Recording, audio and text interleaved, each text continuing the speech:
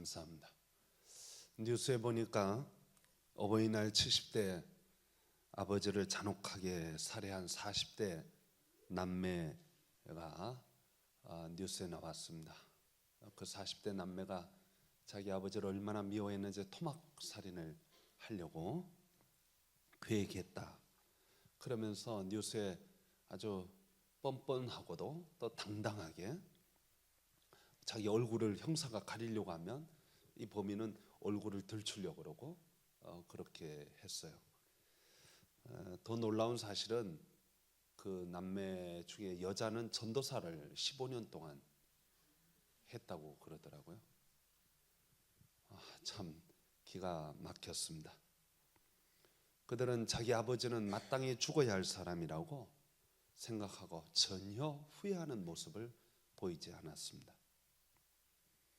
저는 그 친구들이라고 해야 될지 모르지만 그분들을 보면서 압살롬 생각이 났습니다. 요즘 우리 압살롬을 보고 있지 않습니까? 우리가 압살롬이 어떻게 다윗에게 반역을 하게 되었는지 그 과정을 우리가 쭉 살펴보았습니다.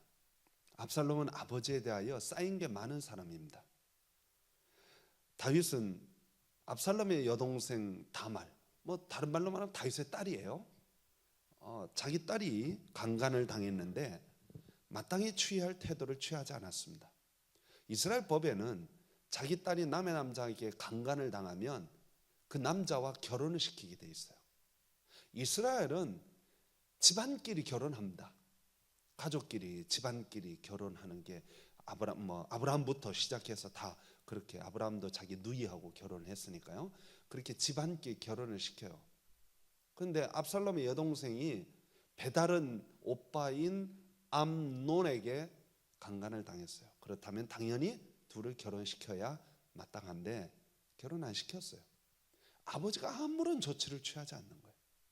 암논이 자기 여동생 다말을 모욕하고 멸시하는데도 가만 내버려 둔 거예요. 오빠인 압살롬은 아버지에 대한 분노와 적개심이 마음속에 자리하기 시작했어요. 그리고 2년 동안 칼을 갈다가 암논을 죽였습니다. 그리고 외가에 도망가서 3년을 지냅니다. 3년을 지내는데 아버지가 아무런 조치를 취하지 않아요. 그래서 압살롬이 다시 요압 장군에게 부탁을 해서 자기가 돌아갈 수 좀 있게 해달라. 그래서 요압이 다윗에게 부탁을 해서 압살롬이 돌아옵니다. 돌아왔지만 다윗은 여전히 압살롬의 얼굴을 보려고 하지 않았습니다. 그렇게 또 2년이 지났습니다. 압살롬이 너무 답답한 거예요. 자기가 잘못을 범했으면 아버지가 징계를 하든지 야단을 치든지 어떻게 해야지. 그냥 내버려만 두는 거예요. 그러니까 압살롬이 다시 또 요압 장군에게 부탁을 해서 화해할 수 있는 길을 좀 열어달라. 그래서 요압이 다시 만납니다. 그런데 아버지는 전혀 화해할 마음이 없어요. 다윗이. 그러나 압살롬이 안 되겠구나 이거는. 그리고는 4년 동안 반역을 준비합니다. 그러니까 총 몇 년이 지나갔냐면 11년. 아버지가 자기에 대하여 아무런 조치를 취하지 않는 거예요. 11년 동안 마음에 쌓이고 또 쌓였습니다. 심지어 압살롬이 반역을 준비하는 그 4년 동안에 아버지에게 마땅히 가야 할 재판 송사 사건을 다 자기가 맡아서 했어요. 중간에 가로챘습니다. 신하들이 와서 다윗에게 경고를 했습니다. 아들 압살롬이 하는 짓이 이상하다 이거예요. 저 분명히 뭔가 수상하다, 반역을 할 것 같다. 그래도 다윗은 아무런 조치를 취하지 않았습니다. 그렇게 11년 만에 압살롬은 반역의 칼을 들었습니다. 마음에 쌓인 원한과 분노가 가득했습니다. 나름대로 명분도 있었습니다. 다윗이 임금이라고 하지만 지난 11년 동안 임금 노릇을 한 게 거의 없습니다. 자기가 다 했어요. 그렇기 때문에 우리가 압살롬의 마음을 이해하려고 하면 이해할 수 있어요. 그가 받았던 상처와 아픔을 얼마든지 이해할 수 있습니다. 그의 주위에 사람들이 모이기 시작했어요. 압살롬이 나름대로 인기가 있었거든요. 능력도 있고 인간관계도 좋았고 잘생겼고 지혜로웠고, 사실 이스라엘의 최고로 지혜롭다고 하는 아히도벨이 그의 편에 섰다는 것은 정말 확실하게 압살롬이 정말 그 다윗 임금을 대신하여 그런 일을 할 수 있는 사람이라는 것이 증명된 거예요. 이스라엘의 12지파가 다 압살롬 편에 섰습니다. 그만큼 다윗이 잘못한 게 많았습니다. 11년 동안. 그 전에도 바세바 사건으로 잘못한 게 있었지만 이 다말 사건을 이후로 11년 동안에도 역시 다윗이 잘못한 게 많았어요. 왕이지만 왕의 노릇을 하지 못했어요. 제대로. 반면에 압살롬은 인정을 받았습니다. 누가 봐도 이제 압살롬이 왕이 될 자격이 충분하다. 다윗은 이제 끝났다. 다윗 갖고는 안 된다. 다윗 갖고는 이스라엘의 희망이 없다라고 생각하고 이스라엘의 12지파가 다 압살롬 편에 섰습니다. 심지어 그의 군대가 다윗의 군대에 무려 최하 5배, 조금 넉넉하게 잡아도 10배. 다윗의 군대는 4,000명밖에 안 됐어요. 오늘 여기 사무엘하 18장에 보면 다윗의 군대 4,000명과 압살롬의 군대 몇 명인지는 나와 있지 않아요. 싸웠습니다. 싸웠는데 다윗 군대 중에 몇 명이 죽었냐? 2만 명이 죽었다 그랬어요. 그러면 2만 명하고 4,000명 벌써 그 죽은 사람 숫자만 해도 5대 1입니다. 산 사람이 2만 명이라 그러면 10대 1 정도는 되겠죠. 4만 명이니까. 다윗은 그 4,000명의 군대를 세 부대로 나눴습니다. 요압 장군 한 부대, 그리고 요압의 동생인 아비새에게 한 부대. 그리고 다윗이 도망칠 때 그 용병들이라고 말하면 이스라엘 군인은 아니고 그 블레셋이나 암몬이나 모압이나 이런 사람들에서 온 군인들, 그 군인들을 끌고 이때라고 하는 사람이 다윗에게 찾아옵니다. 이때는 가드 사람이에요. 가드 사람이란 말은 다른 말로 말하면 블레셋 장군이에요. 그래서 이 블레셋 장군인 이때에게 한 부대, 그래서 군 지휘관 3명으로 임명을 해서 압살롬과 전쟁을 합니다. 압살롬은 예루살렘에서부터 북쪽으로 이스라엘을 순회합니다. 순회하면서 각 지파마다 들리면서 군대를 모아가지고 쭉 모아가지고 요단강을 건너서 마하나임으로 다윗이 숨어 있었는데 마하나임에 온 것입니다. 그 마하나임에서 전쟁이 벌어졌습니다. 10대 1의 전쟁이 죽은 사람 숫자만 갖고 얘기합시다. 5대 1의 전쟁이 과연 승산이 있었을까요? 다윗에게 4,000명하고 2만 명이에요. 이건 승산이 없는 게임입니다. 그런데 거기에서 놀라운 일이 벌어집니다. 한번 성경 한번 찾아볼까요? 사무엘하 18장 6절에서부터 8절 말씀, 전쟁하는 장면이 나옵니다. 이에 백성이 이스라엘을 치러 들로 나가서 에브라임 숲풀에서 싸우더니 거기서 이스라엘 백성이 다윗의 부하들에게 패하매 그날 그곳에서 전사자가 많아 2만 명에 이르렀고 그 땅의 사면으로 퍼져 싸웠으므로 그날에 숲풀에서 죽은 자가 칼에 죽은 자보다 많았더라. 여기서 칼에 죽은 자보다 어디서 죽은 자가 더 많았다? 숲풀에. 숲풀이 사람을 어떻게 죽일까? 성경학자들이 이거를 읽고 이해가 안 되는 거예요. 이거 숲풀에 어떻게 죽을까? 그래서 어떤 성경학자들은 거기 웅덩이가 많고 늪지대가 많아가지고 거기 빠져 죽은 것 같다라고 예측을 하지만, 지금 이게 이제 길르앗 산지인데 길르앗 산지에 가서 보면, 저는 이번에 이스라엘 가서 거기를 못 가봤어요, 길르앗을. 근데 이 산지에서 싸웠는데 거기에 지금 가보면 늪지대 없어요. 물론 이 다윗 시대는 지금으로부터 한 3000년 전이니까 아마 그 시대의 지형지물과 지금 시대의 지형지물은 뭐 10년이면 강산이 변한다는데 3000년이 지났으니까 변했겠죠. 그러니까 뭐 어떻게 어떤 형태로 죽었는지는 몰라요. 그런데 이 말은 곧 칼에 의하여 죽는 것보다 수풀에 의하여 죽었다 하는 이야기는 하나님이 죽이신 거예요. 이걸 우리가 알 수 있는 게 여호수아 10장 11절에 보면 이런 말이 있습니다. 여호수아가 아모리 족속과 싸울 때 이야기를 썼는데 거기 이렇게 써 있어요. 여호와께서 하늘에서 큰 우박덩이를 아세가에 이르기까지 내리심에 그들이 죽었으니 이스라엘 자손의 칼에 죽은 자보다 우박에 죽은 자가 더 많았더라. 근데 여러분 신기하죠? 우박이 떨어졌어요. 이스라엘 사람들과 아모리 사람들이 막 이렇게 싸우는 거예요. 싸우는데 우박이 떨어져도 꼭 이스라엘 사람은 한 명도 안 맞고 누구만 맞았다? 아모리 족속 사람들만 우박에 맞아서 죽었다 이거예요. 칼에 의한 죽은 자보다 뭐에 맞아서 죽은 사람이 더 많다? 우박에 맞아서 죽은 사람이 많다. 이거 참 신기하죠? 그건 뭐냐면 하나님이 골라 때리셨다. 그러니까 이게 하나님이 아주 정확하게 누구에게만? 아모리 사람에게. 그 뜻은 뭐냐면 사실은 뭐 정말 우박으로 맞아가지고 죽었을까 하는 생각은 합니다. 그 뜻은 뭐냐면 하나님이 싸움에 누구에게 손을 들어주었냐면 여호수아에게 승리하도록 손을 들어주었다 하는 그런 관용적인 표현이에요. 오늘 여기서도 수풀이 사람을 어떻게 죽여요? 그러니까 이건 무슨 뜻이냐면 하나님이 다윗의 편에 손을 들어주셔서 압살롬 편 사람들이 다 몰살당했다, 그런 뜻이기도 합니다. 자, 다시 보세요. 전쟁의 승패는 누구에게 있죠? 하나님에게 있습니다.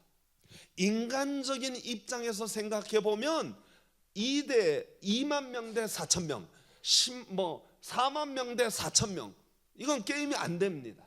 게임이 안 돼요. 고대의 싸움은 지금처럼 총 쏘는 싸움이 아니고 칼과 창으로 싸우는 싸움이고 지팡이로 싸우는 싸움이에요. 막대기로 싸우는 싸움이기 때문에 뭐 잘해봐 한 명이 찌르면 다음 명이 자기를 찌르고 그래서 1대1로 그냥 죽어요. 다 죽기 때문에 숫자가 많은 쪽이 항상 이기기 마련입니다. 그런데 이 싸움에서 전쟁의 승패는 반드시 압살롬이 이겨야 돼요. 모든 외적인 조건이 다 그래요. 이스라엘 12지파가 압살롬 편에 섰다니까요. 그런데 그 전쟁의 승패, 인간적인 눈으로 볼 때는 압살롬 편이 이기는 것 같은데 전쟁의 승패의 추는 누가 결정하신다? 하나님이 간섭하신 거예요. 압살롬이 아무리 타당한 명분이 있고 압살롬의 마음에 아무리 상처가 있어서 분노가 있고 변명의 말이 있고 아버지 다윗을 대적하는 일에 뭐 모든 면에 모든 사람이 다 긍정을 해요. 12지파가 다 압살롬 편에 섰어요. 그래도 하나님은 인정하지 못하겠다는 거예요. 이건 패륜이라는 거예요. 하나님이 부여해 주신 권위에 도전하는 것이라는 거예요. 그래서 패전하여 도망치던 압살롬의 머리가 상수리 나무에 딱 걸려버렸어요. 압살롬이 가장 자랑하는 게 머리였는데 머리가 얼만큼 길었냐면 그때 당시는 이발소 있었을까요? 없었을까요? 이발소 없었어요. 당연히 없었죠. 머리가 압살롬 머리가 땅에 닿았다 그랬어요. 너무 길어가지고 굉장히 긴 거죠. 압살롬이 말을 탔을까요? 노새를 탔을까요? 여러분 다 알아들으셔야 돼요. 노새를 탔습니다. 다윗도 노새를 탔습니다. 말을 타는 경우가 거의 없습니다. 그러니까 그 시대에 말 타고 싸우는 게 없는데 제가 이 압살롬 그림을 찾다 보니까 전부 말 타고 달리더라고요. 압살롬이. 성경에 노새를 탔다고 돼 있어요. 볼까요? 제가 거짓말 안 합니다. 9절 말씀.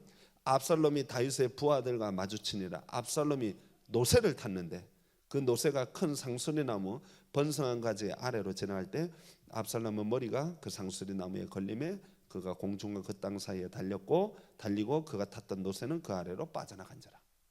머리가 딱 걸려버린 거예요. 그때 이 압살롬이 나무에 달려서 죽게 됩니다. 신명기 21장 23절에 보면 나무에 달린 자는 하나님께 저주를 받았습니다. 이렇게 기록되어 있어요. 그러니까 지금 압살롬이 나무에 달렸다 하는 말은 하나님께 저주를 받았다 하는 그런 뜻이기도 합니다. 요압이 압살롬에 가서 창으로 압살롬의 심장에 꽂습니다. 자기 조카예요, 사실은. 다윗과 요압은 저거거든요. 사촌지간이거든요. 그러니까 다윗의 아들은 곧 요압의 조카예요. 요압이 창으로 찔러 죽였습니다. 그렇게 함으로써 이스라엘 전쟁은 거기서 끝납니다. 여기서 이제 다윗이 전쟁의 결과를 기다립니다. 초조하게 기다립니다. 전쟁의 승패도 중요하지만 자기 아들 압살롬이 어떻게 되었는가 하는 것도 중요합니다. 지난 11년 동안 자기가 방치했기 때문에 이런 문제가 생겼고, 왕으로서 자기 역할을 제대로 못했기 때문에 이런 민족적 비극이 일어났다는 것을 뒤늦게 다윗이 깨달았습니다. 그래서 자기 아들 압살롬이 잘못한 것이 있기는 하지만, 그러나 그 잘못은 누구에게서부터 출발했느냐? 나에게서부터 출발했다. 그러니 우리 아들 압살롬을 좀 살려줬으면 좋겠다. 근데 압살롬이 살면은요, 이건 전쟁이 끝나지 않는 거예요. 그렇죠?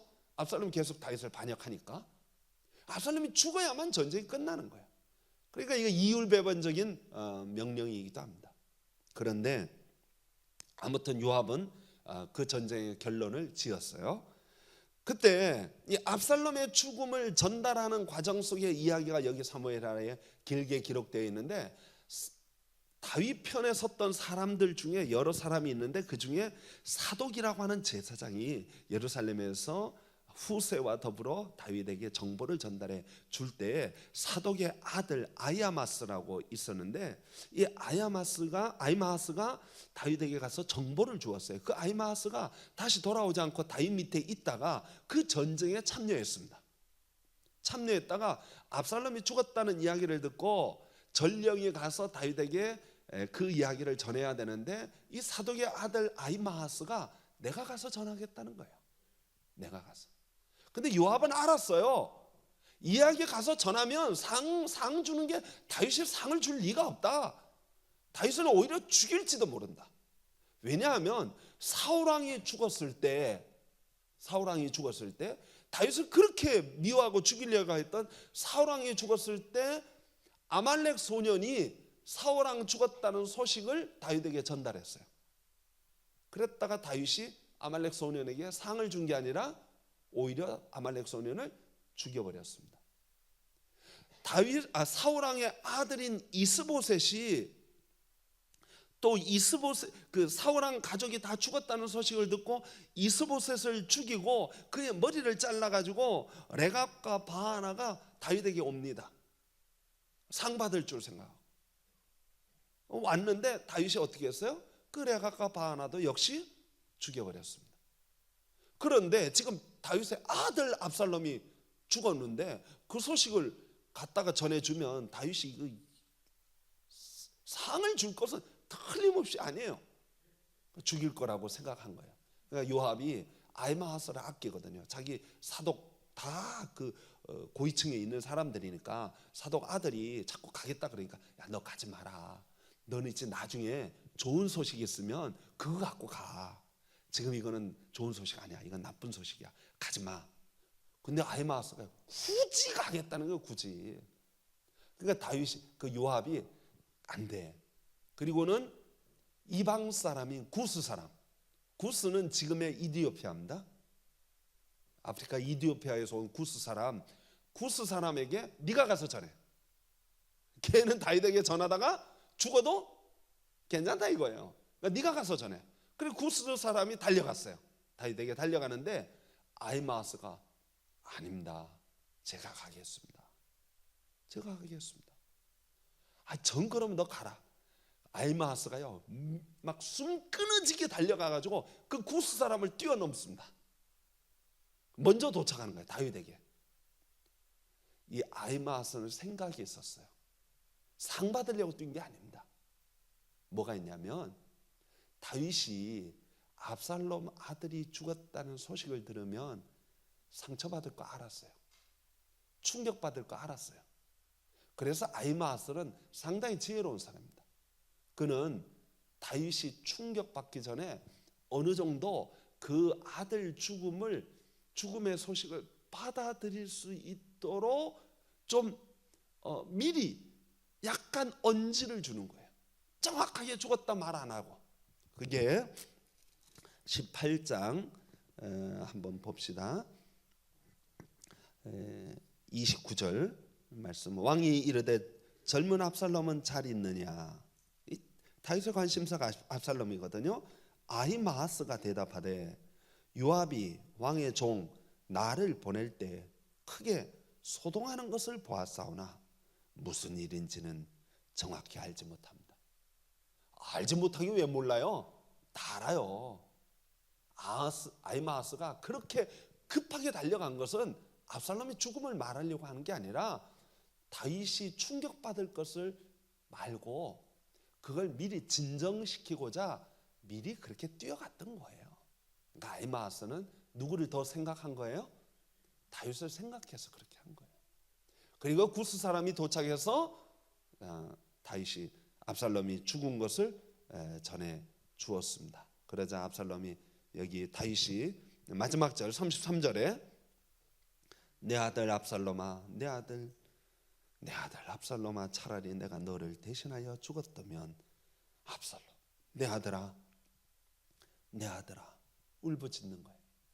19장 이제 나가 보면 다윗이 이 울음이 그치질 않아요. 19장에 이제 계속 나가는데 그 뭐 다음 주 살펴볼 거고. 여러분 이게 부모 마음입니다. 물론 부모들 중에 못된 부모가 있어요. 뉴스에 보니까 엄마가 아기가 10살짜리 뭐 아프니까 야 유서 써놓고 너 죽어라. 엄마가 그랬대요. 그래가지고 실형 받은 이야기가 뉴스에 또 나오더라고요. 부모들 중에요 못된 부모가 있는 건 사실입니다. 그 남매가 아버지를 죽였는데 아버지가 자기 어머니가 좀 불구였던 것 같아요.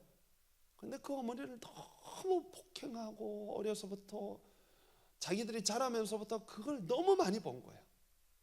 그러니까 이 자녀들이 마음에 막 아버지에 대한 원한과 분노가 그냥 쌓일 대로 쌓인 거죠. 그러니까 막 죽이고도 우리 아버지는 죽어 마땅하다 이거예요. 마땅하다. 더 잔인하게 죽였어야 되는데. 뉴스 자세히 보니까 그 40대 아들이 40대고 아버지가 70대니까 아버지가 60대 때부터 아들이 가가지고 종종 팼대요. 아버지를 두드려 팼대요. 이제 늙었으니까 이제 그때부터 이제 아들이 가서 맨날 두드리는 거예요, 아버지를. 그러다가 죽인 거예요. 그런데 여러분, 자녀가 아버지가 분명히 잘못했어요. 틀렸어요. 압살롬이 아버지 다윗에게 반역을 할 때는 명분이 있었어요. 그 얼마든지 할 말이 너무 많아. 아버지에 대해서. 그런데 그 아버지에 대하여 반기를 든 자녀를 하나님은 용서하지 않았습니다. 그 어떤 대의 명분을 세운다 하더라도 하나님은 반드시 아들 압살롬을 처단해 버렸습니다. 압살롬과 그의 군대가 강력한 것 같지만 성경을 우리가 잘 읽어보면 그 행간 속에 하나님이 간섭하시고 개입하셔서 압살롬이 지도록 만든 거예요. 하나님이 상수리 나무에 왜 머리가 걸리겠어요? 하나님 그렇게 하신 거예요. 분명히 다윗이 잘못했고 다윗이 벌을 받아 마땅하지만 하나님의 기름 부어 세운 왕 다윗을 징벌하고 징계할 자는 아들이 아니라 하나님이시다. 자신이 하나님인 줄 알고 칼을 들었던 압살롬은 결국 저주받아 나무에 매달려 죽게 된 것입니다. 이것이 하나님의 섭리입니다. 성도 여러분, 저와 여러분들이 우리 육신의 부모가 완벽한 분이 한 분도 없어요. 우리도 부모지만 다 부족한 것뿐이에요. 모자란 것뿐이고, 완벽한 부모이기 때문에 공경하고 효도를 하는 게 아닙니다. 훌륭한 부모이기 때문에 내가 존경하는 게 아닙니다. 그냥 부모이니까, 하나님이 부모로 세워주셨으니까, 그래서 부모를 공경하는 거예요. 이 하나님이 세우신 이 도리를 어긋날 때, 어길 때, 그때 하나님은 분하시는 거예요. 분노하시는 거예요. 노하시는 거예요. 성도 여러분, 저와 여러분들의 가정 속에 부모님들을 잘 섬기고 공경하는 모습들이 있었으면 좋겠다. 이게 하나님이 축복할 때 십계명에도 보면은 1계명부터 4계명까지는 하나님에 대한 계명이고, 그런 5계명의 제 부모님에 대한 계명이 나오면서 축복의 말씀이 따라 나옵니다. 부모를 잘 공경하면 땅에서 잘 되고 장수하리라. 축복의 말씀이 따라 붙습니다. 저와 여러분들이 복받는 비결 중에 하나가 훌륭한 부모를 두어서 존경하고 공경하는 것이 아니라 나의 부모이기 때문에, 내게 생명을 주고 내게 은혜를 준 부모이기에 공경하고 존경함으로써 복받는 저와 여러분 되어지기를 간절히 축원합니다. 기도하겠습니다. 하나님 아버지 감사합니다. 은혜 베푸시고 복